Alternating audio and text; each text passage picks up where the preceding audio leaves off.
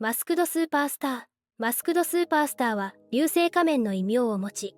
新日本プロレスで活躍したレスラーです。マスクドスーパースターは2022年、誕生日を迎えると75歳になります。マスクドスーパースターの正体は、ビル・イーディというアメリカ人で、1986年の後半からはマシーン軍団のスーパーマシーンとして、WWF で活躍した後、ウォリアーズのコピータッグチーム、デモリッションのアックスとして活動しました。現役時代仲良しだったのが、アンドレ・ザ・ジャイアント。アンドレは彼の2人の娘の名付け親でもありました。マスクドスーパースターは、心臓に少し問題を抱えているようで、2021年、流行り病の予防接種を受けた際、病院に運び込まれたと SNS で共有されました。体調が心配されましたが回復したようです。彼は現在、選手を引退し、たまに YouTube でインタビューに答え、現役時代の裏話を披露したりしています。タイガー・ジェット・シン。タイガー・ジェット・シンはインド出身のレスラーで、インドの猛虎、インドの狂える虎の異名を持つ、昭和期のプロレスを代表するヒールレスラーです。タイガー・ジェット・シンは2022年、78歳になりました。シンは現在、息子で元レスラーのタイガー・アリ、シンと共に、カナダで自分の名前がついた財団を通じて、社会貢献活動を行っています。シンの財団は、2022年7月、運営するチャリティーゴルフトーナメントで、過去最高の金額の寄付金が集まったと発表しました。集まった寄付金は、病院で入院する子どもたちや施設の子どもたちへのプレゼントや食事、生活必需品の支援など様々な分野で使われます。タイガー・ジェット・シンの支援は、日本でも行われています。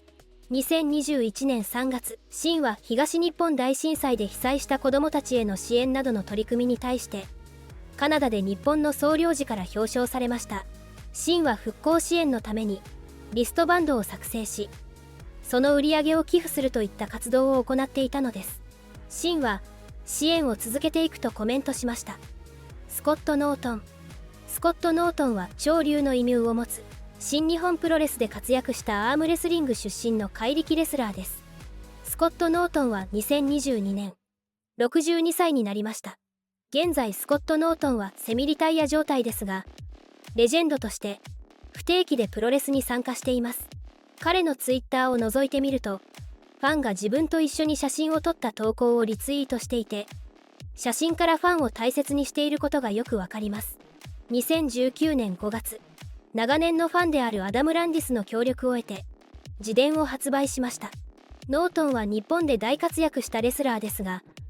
意外なことにアメリカでは、それほど活躍することがなく、中堅クラスのレスラーでした。そんな彼がなぜ日本で成功できたのか、また、どんなプロレス人生を送ってきたのか。この本には、ノートンが日本や北朝鮮で見聞きしたことが丁寧に描かれていて、アメリカのプロレスファンやスポーツものの伝記のファンが手に取り、高く評価しました。この本は日本でもぜひ発売してほしいですね。スティング。スティングは1990年代のアメリカ、WCW を代表するスーパースターだったレスラーです。スティングは2022年、63歳になりました。スティングは63歳になった今でも現役のプロレスラーです。彼は現在活躍する AEW の自分よりも若いレスラーたちに感謝の言葉を述べました。ここにいる選手たちの半分以上にとって、私はお父さんになれるかもしれないし、もしかしたらおじいちゃんになれるかもしれない。彼らが年長者や私のようなレスラーに尊敬の念を抱いてくれていることに感謝している。スティングのキャリアは2015年、WWE でのセス・ロリンズとの試合で、脊髄損傷を負った時に終わったように見えました。彼は2016年に WWE の殿堂入りを果たした時に引退を発表しました。そんな彼が2020年12月、AEW のリングに登場。レスリングファンに衝撃を与えました。スティングと AEW が複数年契約を結んだことが発表されました。スティングはすぐにダービー・アリンと手を組み、以来、長年培ってきた様々な動きを使って、たくさんの目立つパフォーマンスをしてきました。スティングの AEW への加入は、双方にとってウィンウィンの関係でした。若い会社の AEW は、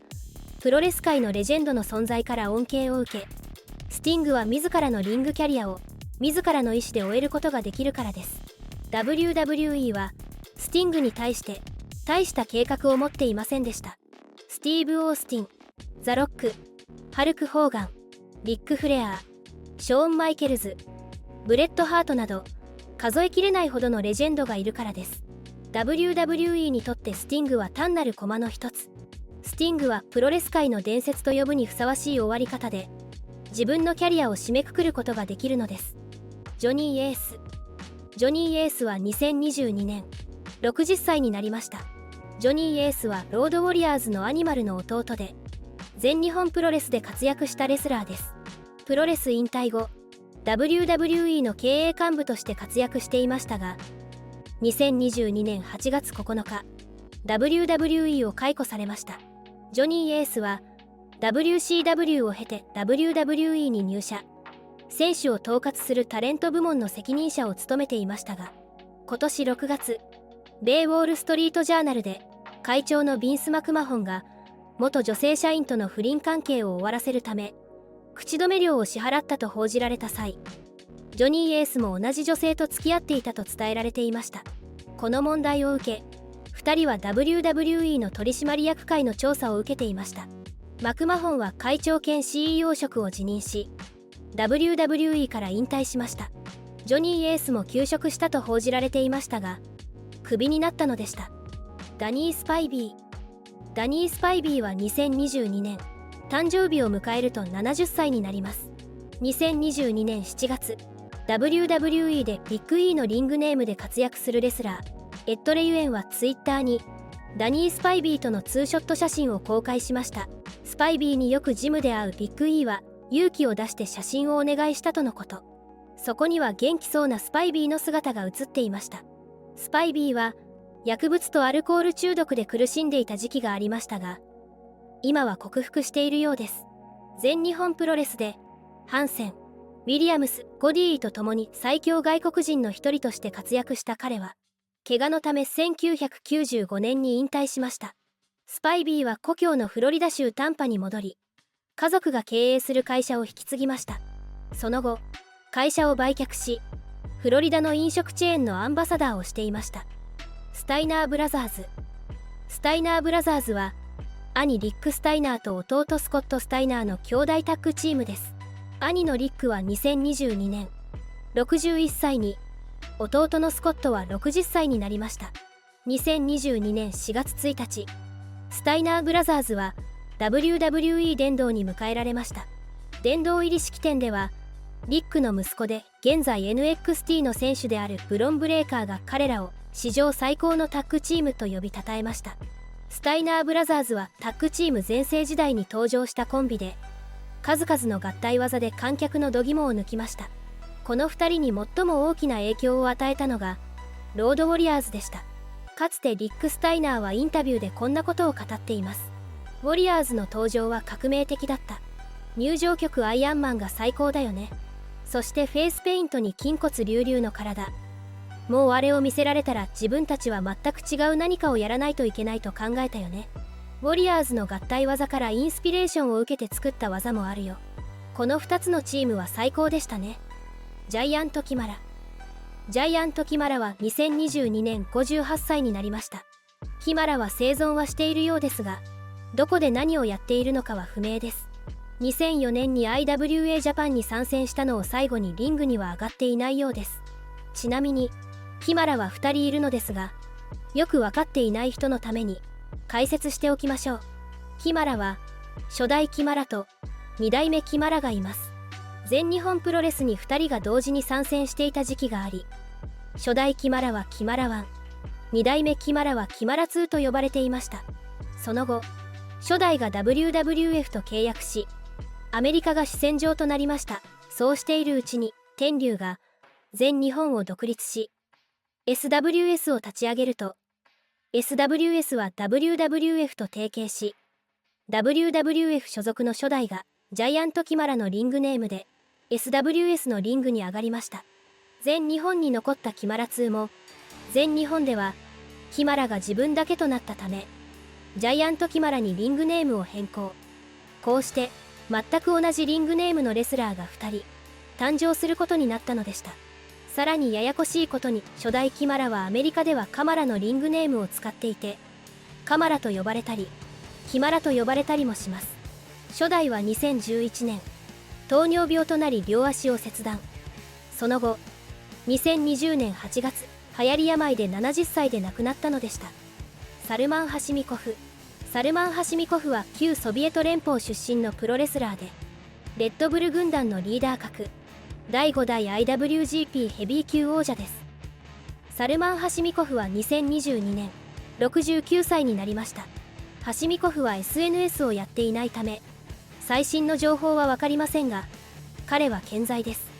数年前、彼の故郷のロシアチェチェン共和国にあるグロズヌイ市に彼の名前にちなんだ通りができたことがネットで記事になりました。彼は現在モスクワに住んでいて、2人の息子と2人の娘がいて、孫もいます。これは3年前ハシミコフが子供たちにレスリングを指導している様子です。ちなみにハシミコフと一緒にレッドブル軍団で活躍したビクトル・ザンギエフは2022年60歳になりました。ザンギエフは現在ロシアでレスリングのコーチをしています。ロシアのウラジカフカズという町で新しいレスリングジムをオープンしたという動画が2022年5月に YouTube にアップされました。ザンギエフは元気そうです。はい、ということでございまして、レスラーのその後と今についてでした。今日登場したレスラーの思い出やこんなことも知ってるよという情報をお持ちの方はガンガンコメント欄に書き込んでくださいね。それではまたお会いしましょう。ごきげんよう。さようなら。